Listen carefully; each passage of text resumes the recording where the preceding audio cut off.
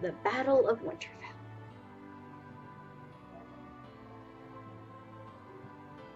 It was just,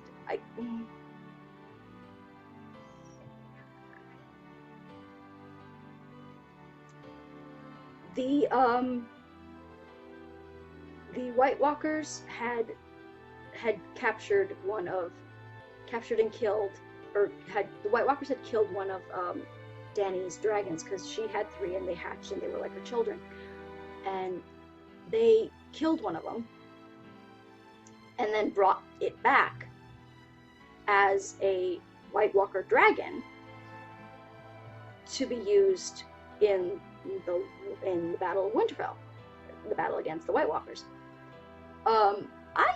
Everybody talks about like how dark it was and you can't tell, like I don't know, like shut your windows. I had no problem seeing like what was going on. Like, yeah, it was dark and it was tense, and that was like the whole point of it, was like that it was dark, it's nighttime. Like, you fix your lighting. Like, I don't understand why people had trouble watching it. Like, I don't know, like I had no trouble watching it. Like, I had no trouble seeing like what was going on. So that happened, and with Jaime comes back to Winterfell to help them fight, and because he sees that like it's zombies, like we have to fight them, and he wants to help Brienne, because at this point, through like everything that they'd been through, I mean, he saves Brienne a multitude of times. He loses his hand in the process, like because one of the stupid Bolton people who like captured them chop off his hand, and just his evolution is just really, in my opinion, really well done. His redemption arc, I thought, was amazing. Theon's redemption arc was just unbelievably powerful and well done. So Jaime goes back to Winterfell to help in the war, in the battle, and to fight alongside Brienne.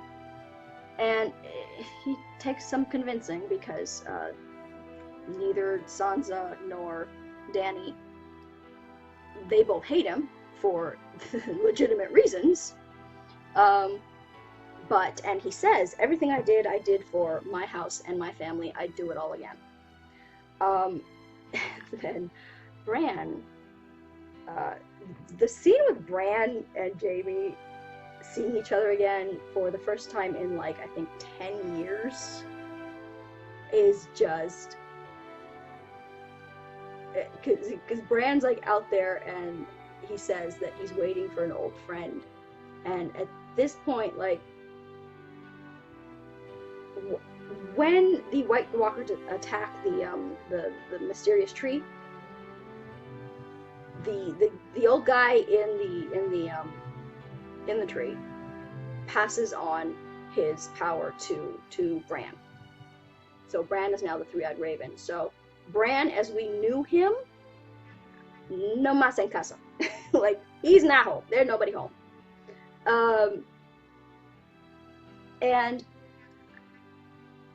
so when he sees Jaime again, just that look between them is just amazing. And then in the court, when in the hall, when Jaime's trying to convince them to let him fight, and he's like, I would do anything for my family, kind of thing. And then Bran utters the words, the things we do for love, which is what Jaime had said to him seconds before he pushed him out the window.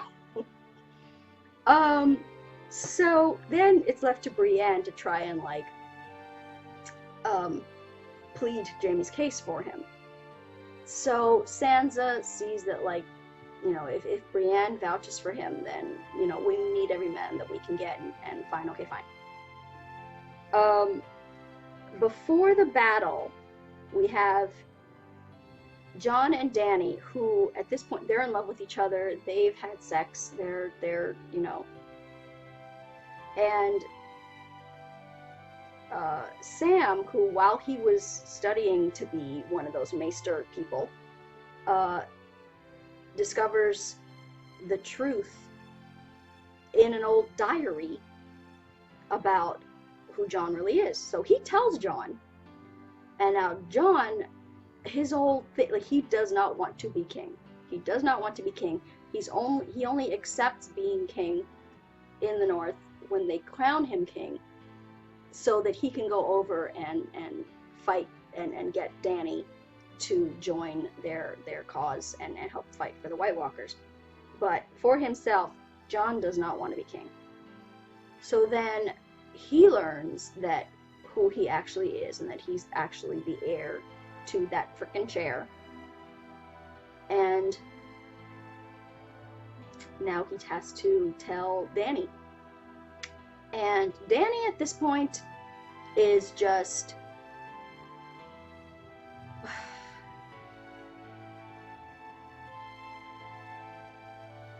she loves Jon, but I think at this point, she wants to be queen more. So he tells her, which the timing was awful. Like, why would you tell her right before the battle? Like, that can wait. Tell her after.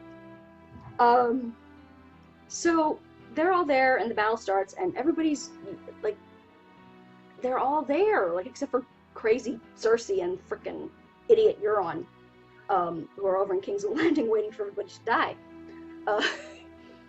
And just, it's just beautiful and painful, and, you know, like, Arya just kicking ass, and just Jaime and Brienne fighting alongside each other. Dany and Jon, like, fighting, like, with the dragons against the zombie dragon that the Nightwalker made, and it's just, and then the Red Witch shows up, and Davos is like, and she tells him, like, you don't have to kill me, I'll be dead by the time this battle is over. And she helps them in the battle, even though I hate her, but I can acknowledge that she did some good things. I still hate her. I still hated her, and just, she helps, she shows up after Arya has defeated a bunch of these zombies. But not before Arya gets her a little sum-sum with her friend Gendry, who she had become friends with when, after her father died, her father's friend had spirited her away. And Gendry, who actually ended up being one of Robert's bastard sons, so after Stannis died, they were like, oh, like, maybe, like, he's the, like, rightful heir or whatever to the throne.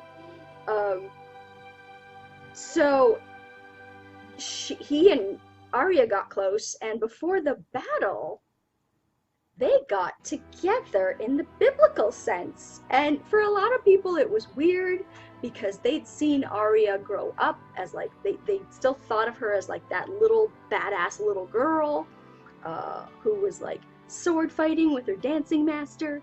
Yeah, and so that kind of was, like, it was weird for people, like, to see her, like, actually, like, in a love scene having sex.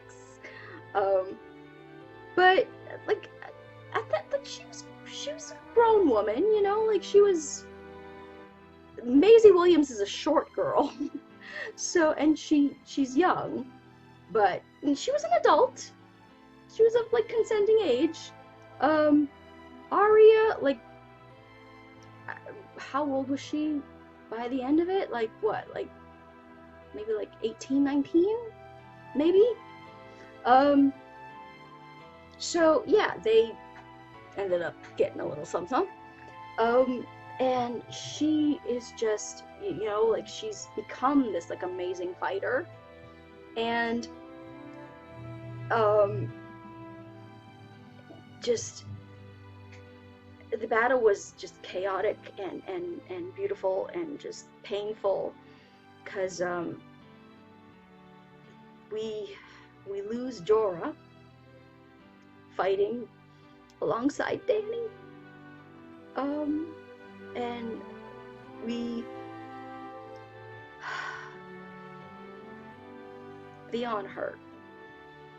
Theon, I mean, Hodor, when he died, that hurt. Jorah, when he died, that hurt, because we saw him, and he was so in love with Dany, and the way that, like, he would have wanted to go would be fighting to save Dany, and that's how he died. Theon hurt. Theon's death hurt so much, because he'd gone through this journey, and we don't have the season 8 part up yet, where the author Jamie watches season 8, but we will hopefully have that up for you guys soon. But you see, like, I'm just devastated because he'd been on this, like, insane journey, and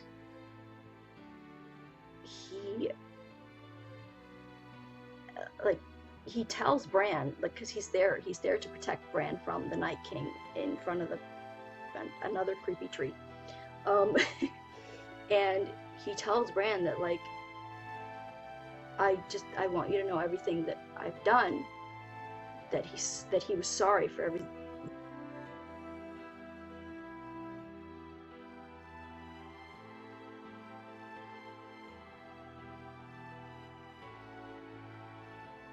So everything that Theon had been through made him who he was. Not to say that, you know, like you don't condone what he did, but what happened to him and how he redeemed himself, like, just it made him stronger.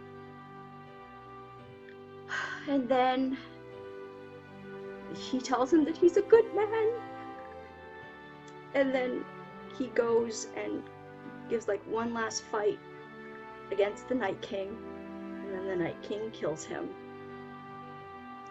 But it buys them enough time where that Arya can sneak up and kill the Night King.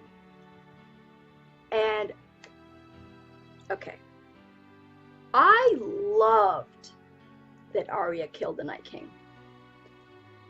However, the way that the story had played since the beginning, or at least since the season where Jon and the Night King first come face to face in Hardhome, I think the episode was Hardhome, in, like, I don't remember what season that was, 3, 4?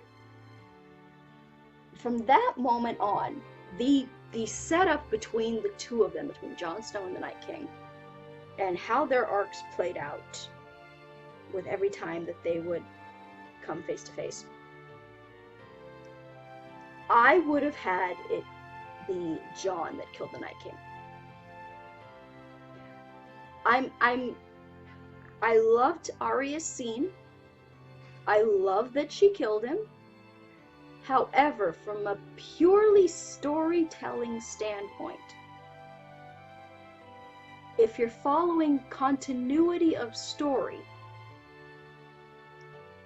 and cause and effect of story, in my opinion, it should have been Jon that killed the Night King. So, the Night King's dead. The battle's won. Dany's like, great, let's go kill Cersei.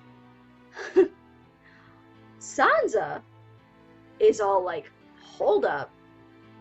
we just fought a war, let's wait and recuperate. And the scene, like, with Sansa and Theon, just like the night before the battle, and there's no talking, it's just them like looking at each other and eating soup.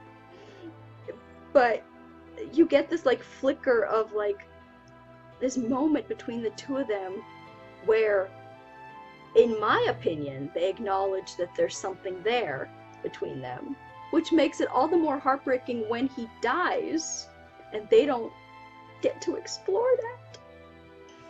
So Sansa like over Theon's dead body, Dany over Jorah's dead body at the end, where like right before at the end of the battle when they're all like giving like the eulogy for all the men that they lost, is just heartbreaking.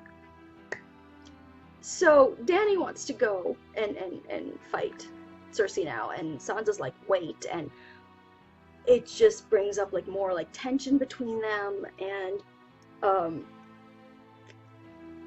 Dany, like after the battle, she tells Jon, like, this, what you told me means that you're the true heir to the Iron Throne. And he's like, I don't want to be, like, you can have it, I won't fight you for it, like, I love you, you're my queen, blah blah blah. And she's like, okay, but you have to not tell anybody. And then he's like, well, I have to tell my family. And then she's like, well, no, because Sansa, she pretty much hates me, and if you tell her, then she's going to want to see you on the Iron Throne. So there's that friction. And so Jon asks Sansa and Arya, it's like he tells them the truth, but then tells them not to say anything. Right away, like, it would have been like Arya's kind of like, yeah, okay, like, I'll do that because it's you and I love you and I won't say anything. Sansa, on the other hand, like, what, Jon, what are you thinking? Of course she's gonna tell, because she doesn't think that Dany, like, she only agreed to work with Dany to kill, like, the Nightwalkers because zombies. She sees Dany as, like, power hungry, and that Dany's gonna want to, like, come after the North, and Sansa wants the North to remain independent, like it has been, like how she grew up. They don't, like, leave them alone and go do your thing. So now Jon is, you know, he's told his sisters, and then Sansa, of course, tells Tyrion, because she doesn't trust Dany. She doesn't trust Dany to not come after the North. And good instincts, because Dany goes after Cersei, and there's like, Sansa tells Tyrion, and then Tyrion tells Varys, who is the kind of like, I don't know how to describe Varys. He's kind of like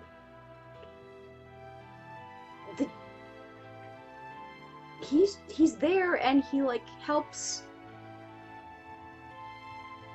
with, like, he's there. I don't exactly know how to describe what Varys does, but he's there to, like, serve Cersei, and you know, then, like, he decides that, like, they're after, like, Cersei and Joffrey, that he's out and he doesn't want to, like, serve them anymore. So then he decides that he's gonna serve Dany. But after, like, Tyrion tells him that Jon is actually the true king, and Varys can see that Dany is sort of starting to make some not great decisions and starting to unravel, and he decides that he's going to turn against Dany, and so Dany has him killed. Now, I liked Varys And I understand why he did what he did, but at the same time, I also understand why Dany did what she did. Everything that happens with Dany, oddly enough, I'm about, but the thing with Varys, as much as I hated that it happened, that to me was like the most, it was logical. Like,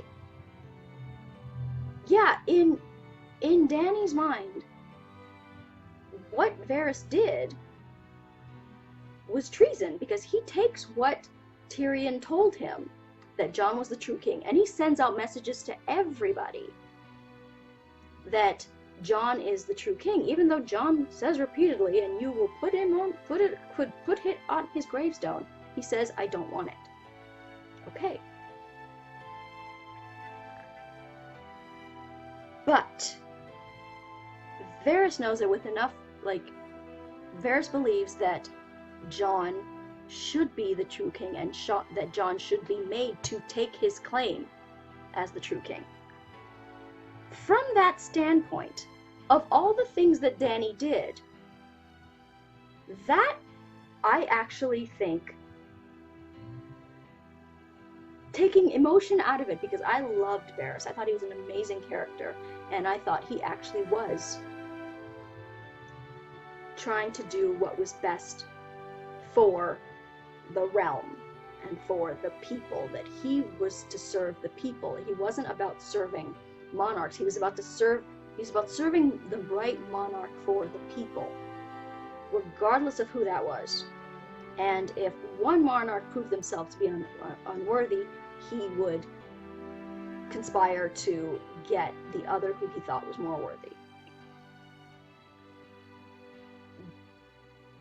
A good thing, however, if you're a queen and you found out that somebody was conspiring against you,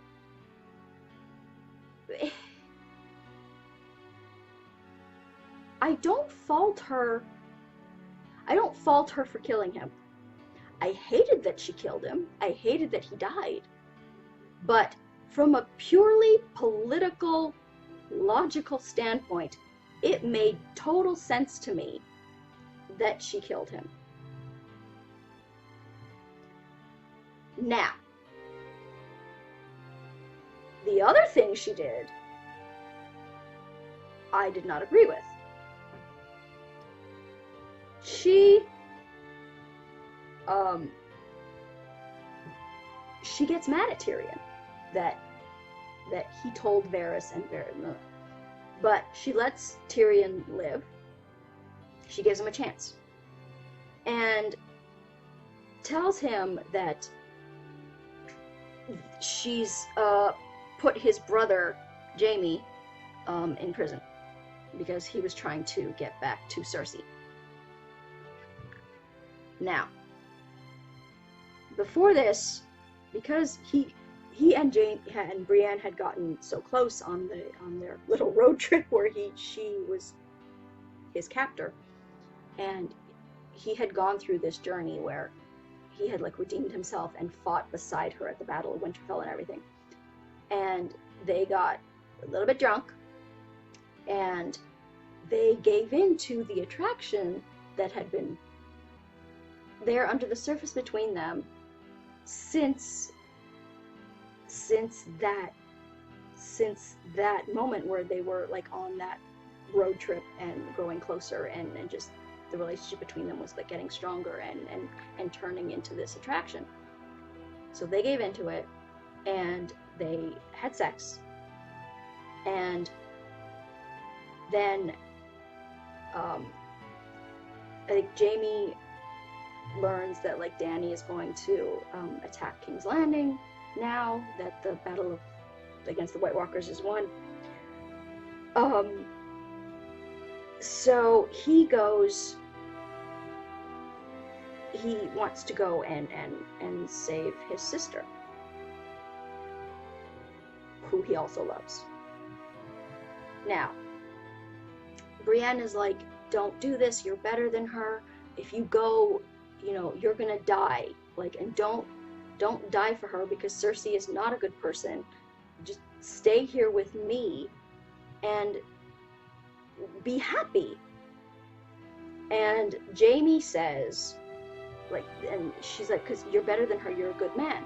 And Jaime says, you think I'm a good man? I pushed a boy out the window.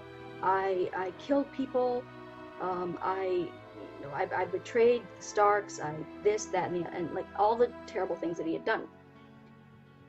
And that he loves Cersei, and that she's a hateful person, and so is he.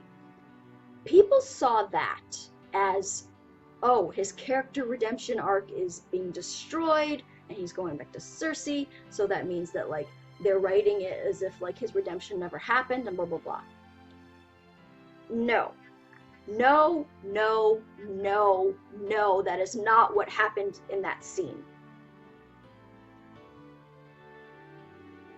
One of the scenes where Theon, one of the last scenes, right before Theon and Sansa get separated again, after he saves her, helps save her from the Boltons, and they're about to split up because Sansa's going to Jon, and Theon says that he's going home to Pike, and Sansa's trying to convince him, and she says, you know, I'll tell Jon, you know, like, what that it wasn't Bran and Rickon that you killed, and that you know, you can come and, like, join the Night's Watch, and then all your sins will be forgiven, and you become, like, one of the guards there, and blah blah blah. And Theon says, I don't want to be forgiven. Not because he doesn't regret what he did, but because he thinks he doesn't deserve forgiveness. And I think that is the exact same thing that happened with Jaime. He's not saying all these hateful things that he did because he's, like, going back to be the person that he was. He's saying all these hateful things because he still believes them about himself. Like, he doesn't think that he deserves to be forgiven for the things that he's done. Like, yes, he's fought alongside them at the battle, and yet it's still, like, his character redemption arc is still intact, because that's just how he sees himself. He's not saying that I am like proud of these things that I have done, and like that all these things that I have done were right. He's saying that this is how he sees himself. Like, how can you, like, that he doesn't think he's a good man because of the things that he has done, that he doesn't think that he deserves forgiveness. And the thing with Cersei is, I truly believes he loves Brienne and wishes that he could stay and be with her. But Cersei has always had that power over him, always had that pull on him. And it is a fundamental part of him that he cannot cut out. He cannot get rid of that. It's like a poison in him, and he can't get rid of it. So he is drawn to save Cersei, because that, as much as he loves Brienne, Cersei will always be that fundamental part of him. And Brienne gets it.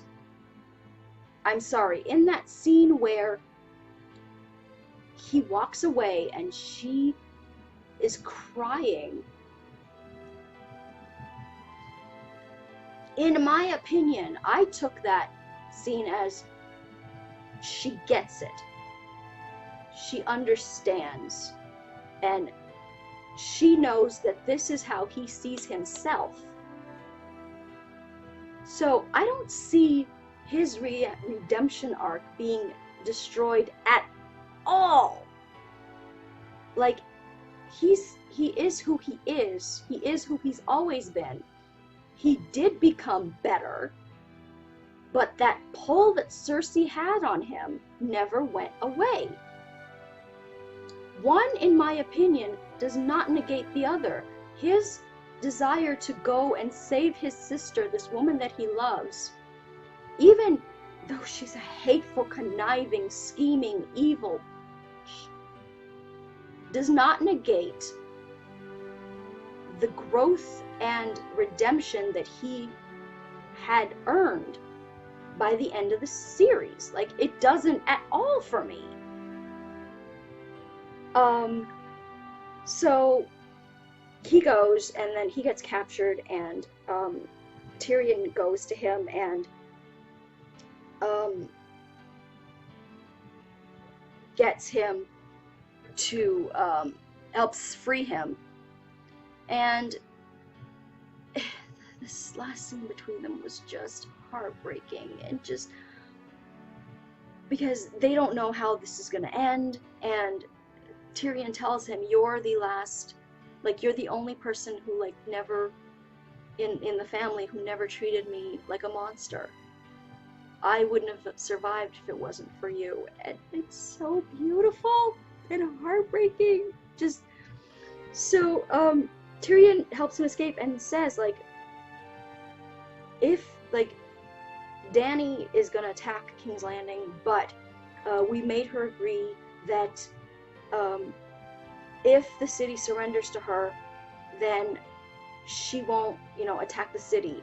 She'll take her throne, fairly, and, like, just, if Cersei surrenders the city, then she won't attack.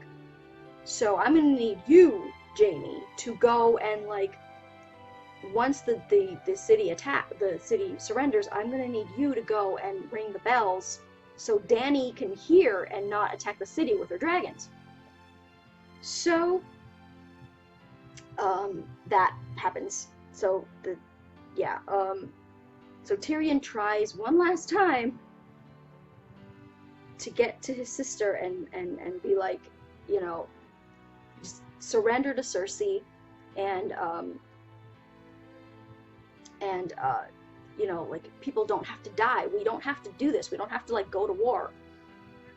But Cersei has kidnapped one of Dany's friends, Missandei, who is in love with, is in a relationship with one of her guards in her army, Grey Worm. Who's a Grey Wolf? Grey Worm. Words.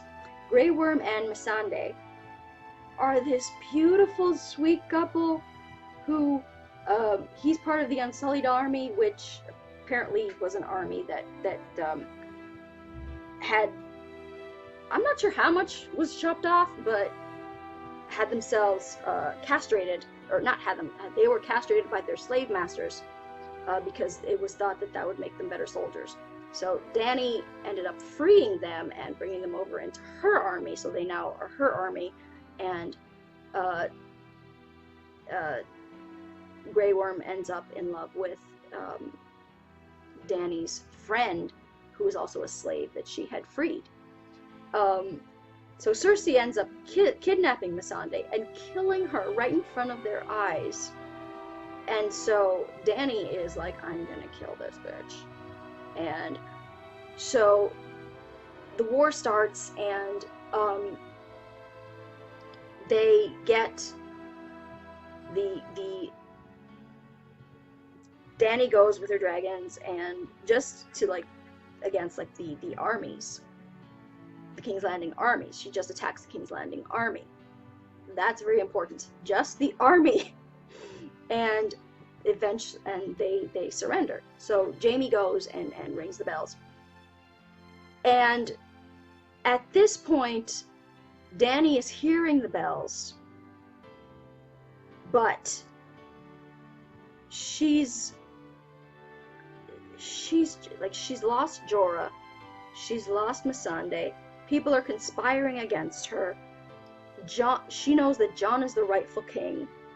She feels like she's losing everything, and she's been starting to snap for like a while now. And I think just in that second when she hears the bells, she doesn't believe it. She doesn't believe that they're actually surrendering. She thinks that it's just Cersei playing a trick. So instead of just going to like the Red Keep where Cersei is, or her castle, instead of just going there and like attacking Cersei, Dany decides that she's just going to obliterate everybody. I think that was wrong. I think that was a bad choice. Now, does it, like, but in my opinion, it didn't come out of the blue. It was a bad decision, but in my opinion, it had been coming for a long, long time. It was just gradual, and yeah, Tyrion says, you know, at first, like, she, like, killed all these bad people, and we cheered her for it. And then when, you know, she started to unravel, and she, you know, that's how she dealt with anybody who betrayed her. She just killed them and obliterated them, and she thought that that was, you know, right and good. And like, when it got to that point where she's hearing the bells and instead decides to kill just everybody, in my opinion, it didn't come out of the blue. It doesn't, in my opinion. Again, my opinion, these past, oh my god, 3 hours, I've had a lot to say about this show. In my opinion, it doesn't negate what a amazing character she has been. It doesn't negate my love for her. It's just, what she did was wrong. It was just plain wrong. So then that leads to, after, like, you know, so she's burning all these people, citizens, innocent people, instead of just going for Cersei, which would have been the sane thing to do. No, at this point, she's gone. She's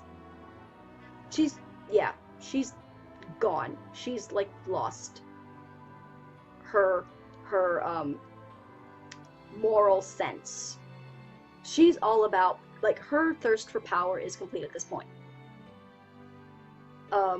And some people, like, use that as, like, their main thing, that, like, that the show is misogynistic. No. Cersei did some horrible shit. Dany did some horrible shit. But at the same time, you've had moments where these women were incredibly strong, and you've had incredibly strong women who stayed, like, good women. So yeah, she lays complete waste to King's Landing, and she's, like, you know, the victor, obviously, because she's destroyed everything. So she wins. And you know, Cersei manages to, you know, Jaime manages to find Cersei, and they escape to where Tyrion says, after you ring the bells, you know, I'll have a boat waiting for you, and you and Cersei can, like, escape before Dany lays waste to everything, and you guys can survive. So, like, in the chaos, they get down, and the things are like blocked off, and because the buildings are like crumbling and on fire, and they can't get out, and so Jaime and Cersei end up dying there, under the crushed by rubble. Now, I cried. I cried when Cersei died, and I don't understand why I cried when Cersei died. Because, like, I hated this woman, but yet there were times when, like, I liked this woman. And the same thing with the Red Witch. Like, after the battle, she's like, she goes off after the battle. Winterfell is won, and she goes off, and she just dies in the snow. Takes the necklace off that gives her the power of youth, and dies in the snow. And I was sad. I was sad that the Red Witch died, this woman that I hated. But that was the beauty of the writing. And I'm sorry to anybody who says that the writing was bad. I don't agree with you. I don't agree with you. I think that the writing was consistently beautiful the whole series through. Doesn't mean I agreed with all the choices, but the writing, in my opinion, was good the whole series through. Right from like when they stopped using the books as the source material because J.R.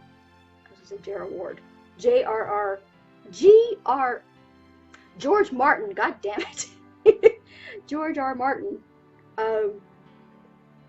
hadn't caught up, like he hadn't written the next book to like where they had left off the series. Even like after that, in my opinion, it was still consistently amazing writing. So I'm sorry, I don't agree with those of you who say that season 8 was shit. I don't agree with you at all. Again, yes, there are things that I would have done differently, but I'm not writing it. So yeah, I understand people who were like not satisfied with Cersei's ending. They wanted her to suffer, and I agree with them. I think Cersei's death was way too easy, and I hate that Jaime died. But in my opinion, from a strictly writing standpoint of how the character had evolved, it made sense. The whole, like, they came into the world together, they left the world together, for better or worse. And just, it made sense to me. The one thing I did hate was that Euron Greyjoy was the freaking guy that, like, stabbed Jaime and, like, gave him, like, fatal wounds, so that he was gonna die anyway with, when he, like, found Cersei and was, like, trying to get her out. He would have died anyway. But just the fact that it was hit, like, really? Euron freaking Greyjoy, that smarmy douche canoe, was the guy that, and he said it, like, so, like, gleefully, like, I got you, I'm the man that killed Jaime Lannister. Really? So, Jaime and Cersei die. It was so heartbreaking when Tyrion found them. At the end, because he's going down and he wants to see if, like, Jaime and Cersei got out. But then he sees the rubble, and then he sees Jaime's hand! Jaime's gold hand! And he knows that they're crushed under the rubble, and it was awful. And I felt so bad for him. And I'm like, he's the only Lannister left! He needs to start making babies! Tyrion needs to go find a woman and start making babies with her and get that Lannister house back on its feet.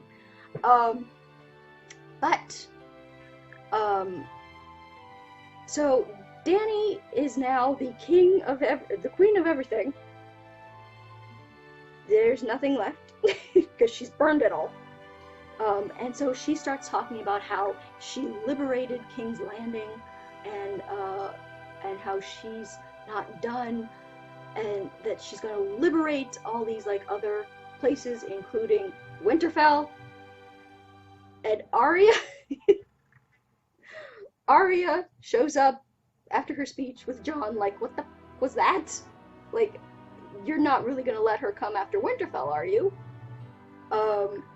So Dany arrests Tyrion for having let his brother escape, even though Jaime died anyway. So she arrests Tyrion for betraying her, and Jon goes to see Tyrion, and Tyrion is like, she's not the queen that we thought she was, and you have to stop her, and you have to stop her by taking your claim. You are the rightful king, and you have to step up and do your duty. And Jon is like, no, I love her. She's the queen that we chose, and he's like, no, she's gonna come after Winterfell. Like, she's gonna come after like all these places and do exactly what she just did to King's Landing. So Jon goes to see Dany, and again, from a storytelling standpoint, I kind of love that it was him, because he sees that the only way to stop her now, because she's planning to do exactly what she did, murdering all those innocent people, to like his home, to their allies, to like, he thinks he has no choice. And from a purely like poetic storytelling standpoint, I love that it was him, because Jon, as much as he loves Dany, he does what he feels is right and kills her. And even just saying that, I feel myself tearing up, because it was such a heartbreaking scene and just moment. But like, it had to happen. And and then like her dragon, which is like the last dragon left, because Euron kills the other one. Euron kills the other one when they're at sea and headed to King's Landing, and that's how Cersei manages to grab Missandei. So she has the last dragon left, and the last dragon comes and sees what Jon has done, and like that Dany is there on the floor with like her like she's dying and she's dead, and with the knife, and the dragon I guess has enough cognizance or consciousness where like he gets that it was Jon that killed her, and so we think that like he's gonna kill Jon, but because Jon is a Targaryen, the dragon knows that and senses that, so he doesn't kill Jon. He instead pours his grief, this dragon, it's a dragon, and yet has the characteristics enough that it feels love, it feels grief, and it pours out all its grief and rage and bellows out fire, but not at Jon. It turns and bellows out fire to King Chair, because apparently the dragon has enough intelligence to understand that this King Chair is the cause of everything. It represents everything that killed his mother. And I love that scene so much, where he just melts. it down. And so Dany's gone. The Unsullied now add Jon to their prisoner because they're still loyal to Dany. Because Grey Worm, Dany was pretty much like the only thing left that he was loyal to. And because after Grey Worm lost Missandei, his meter was gone. He no longer gave notes about being like about right or wrong. He just wanted revenge. And again, people were mad at like Grey Worm, and like, no, I don't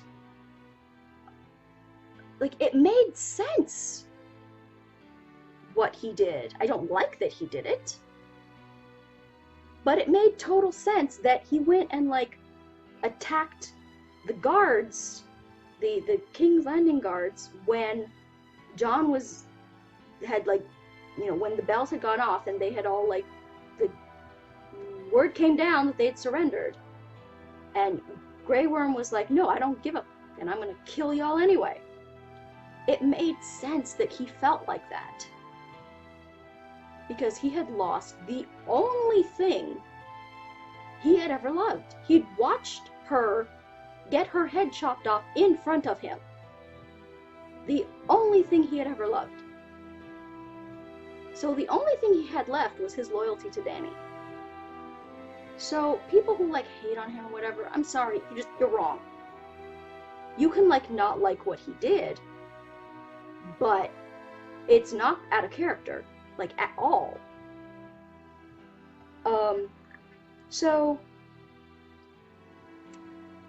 So now Jon and Tyrion are being held prisoner, and they decide that they need to pick a new king. So they decide, because Jon insists that he doesn't want to be king. So they decide that they're gonna pick not our Frank Randall, not our poor Tobias Menzies, who gives it a shot, but Sansa's like, Uncle, no, you're just no. And God forbid that they should let the people decide who should be king, because democracy, what madness are you spouting about that democracy is the way to go? How dare you, Sam? How dare you try and bring in an idea like democracy? So that doesn't go over. So then Tyrion suggests that they make Bran the king. Now, I like Bran. I like, after like the whole Three-Eyed Raven thing, he became a little not Bran, and like, so he wouldn't like be ruled by like emotion or like any like kind of thing. Like, he'd be very like logical and smart about being a king. But again, from a purely storytelling standpoint, I think it should have been Jon. Jon should have been named king because he was the rightful heir. Now, I know that Jon said he didn't want it, and I know that he's always said since the beginning of season 1 that he didn't want power or any of like that. However, Jon had already understood about doing his duty when he killed Dany. He knew that Dany was not fit to be queen at that point.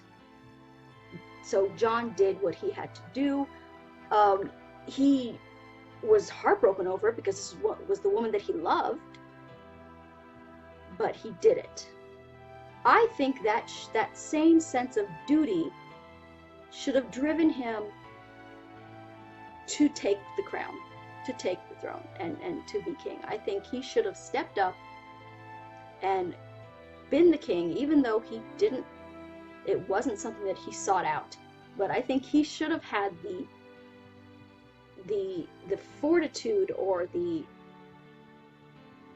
sense of duty that he's always had, to know that he should have done this. He should have been the king, or taken his place as the king, in my opinion. But they didn't ask me. So Bran accepts the throne, and yet Sansa asks him and says to him, like, I love you, but I want the North to remain free. I want the North to remain. I don't want the North to be ruled by anybody. Like, I don't want the North to be ruled by a foreign power, even if that foreign power is my brother. So Bran says, okay, the North will stay independent, like it always has, and I will rule the 6 kingdoms. Gangbusters. Good. And so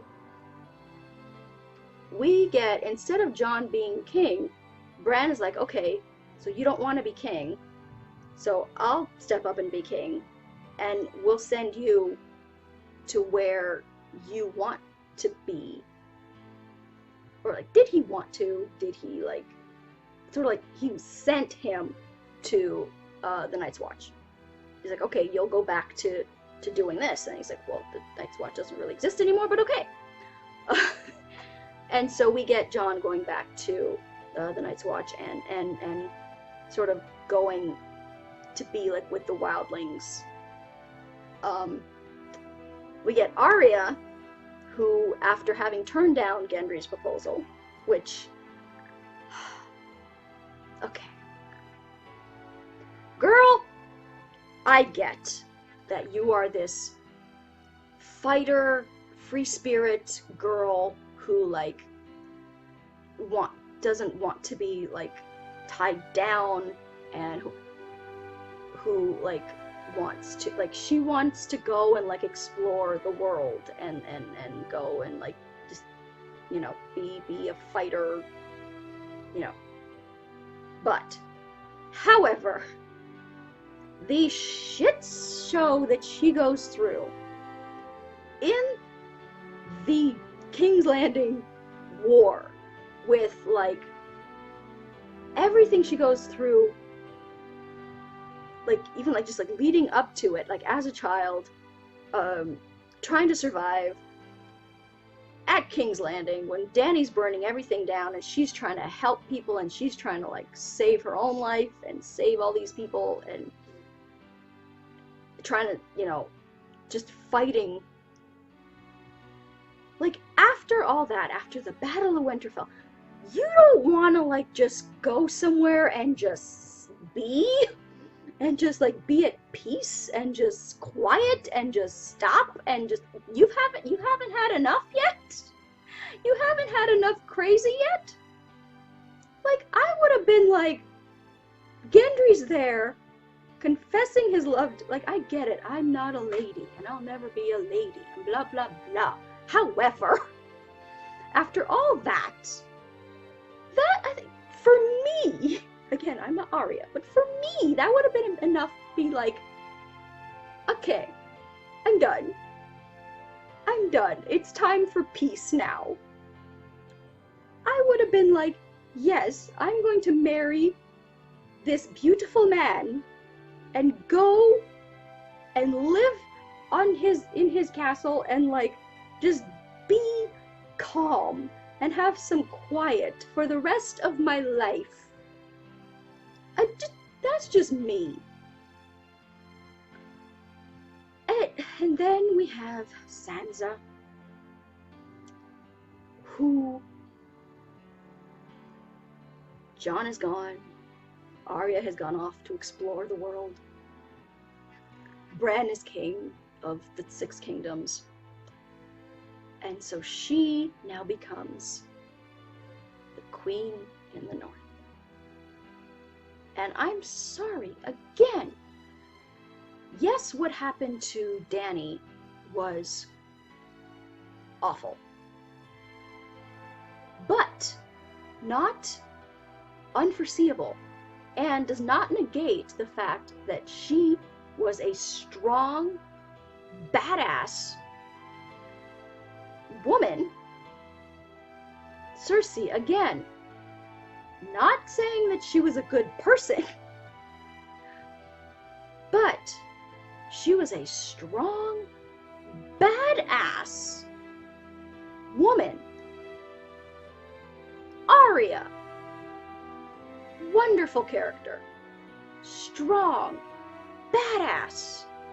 Brienne, who, after Jaime dies, she goes and she's a part of Bran's, which I would have liked her to see her stay with Sansa and, be, her hand to the queen. That would have been really cool. But she stays in, King's Landing with Bran. And she's filling out the book where they have all the knights, all the King's Guards, deeds and stuff. And she finishes filling out Jaime's, who I think had finished, who they stopped writing about him after he killed the king. After he killed the Mad King. So they were like, yeah, let's just leave him. Let's not talk about him anymore. And so she goes and she fills out the rest of him, his story and his deeds, so that people will know that he did good things, and that at the end she writes down that he died protecting his queen. So I'm sorry, she got it. She got Jaime. She understood what, he didn't betray her. He didn't go back on his arc of redemption. He did none of that. No. So yeah, I would have liked to see Brienne stay in and be Sansa's hand of the queen. That would have been awesome. But again, they didn't ask me. So yeah, Sansa becomes Queen of the North. And it's just this epic sort of moment where you see the different Stark children. There's cutaways where you see where Jon is going, where Arya is going, what Bran is gonna do, and then you see Sansa walking down towards the throne, and she's got the crown, which is a part of Robb's clothes. She's got things from each of the sleeves, I think, were from the tree of that creepy tree of to symbolize Bran, and I think I saw something that her part, the front part, the bodice part was was kind of designed like armor, and it was for Theon, and the fur I think was for Rickon, and part of this part here was for Arya, and it was just bits and pieces of her gown were all symbolized of her family, and it makes me want to cry right now because it's just so touching. So yeah, and again, if I had been writing it, yeah, Jon would have been king, excuse me. Jon would have been king. Jon would have killed the Night King. But I wasn't writing it, and considering that other people were writing it, I think they did a fucking good job. So I can't think of anything else that I wanted to talk about. Yeah, it doesn't, I still love Dany. I still love, I'm still Jon and Dany forever, even though what happened happened. I still love them together. Oh, I would have loved for like Fiona and Sansa to like get together. I ship it. Um, I what would, and like this is an interesting question. Like, what would Jorah have done if he saw what was happening with Dany? Like, Grey Worm was there and saw it, but he was on board because he was wrecked by Missandei's loss. So he was all on board her like eviscerating everybody because he was brokenhearted. What would Jorah have done if he saw the path that Dany had taken in King's Landing? What would he have done? Would it have happened at all if Jorah had lived? Because that was yet another person that Dany had lost. And I think it was one of the Night's Watch Maester people who said, I think he was like an old Targaryen, and he said something, a Targaryen alone in the world is a terrible thing. And Dany was losing everybody that she loved. So yeah, that's an interesting question. So I was going to record like a bunch of other video blogs today, but this has gone on for 3.5 hours.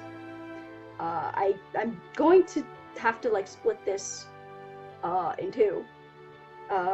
So I think I'll probably do like a half an hour will just be the like what to watch during Droughtlander bit, and then maybe like 2 or 3 parts where that first bit will be the what to watch during Droughtlander, and then the rest will be like my thoughts on the Game of Thrones series. So I think I'm gonna have to do that because wow. But I cannot tell you how much I adored this show. When it was over, I cried. You'll see. My sister got it all on tape. You'll see my whole reaction to season 8. So that'll be it for this week's video blog. And any more blogging today. I think I'm talked out for today. So follow me on Twitter at twitter.com/authorejamie. Like my Facebook page at facebook.com/authorejamie. Subscribe here so that you can get all my like videos here, and like my for the Author E. Jamie watches Game of Thrones season 8 when it goes up. And I will talk to you guys next time. Bye!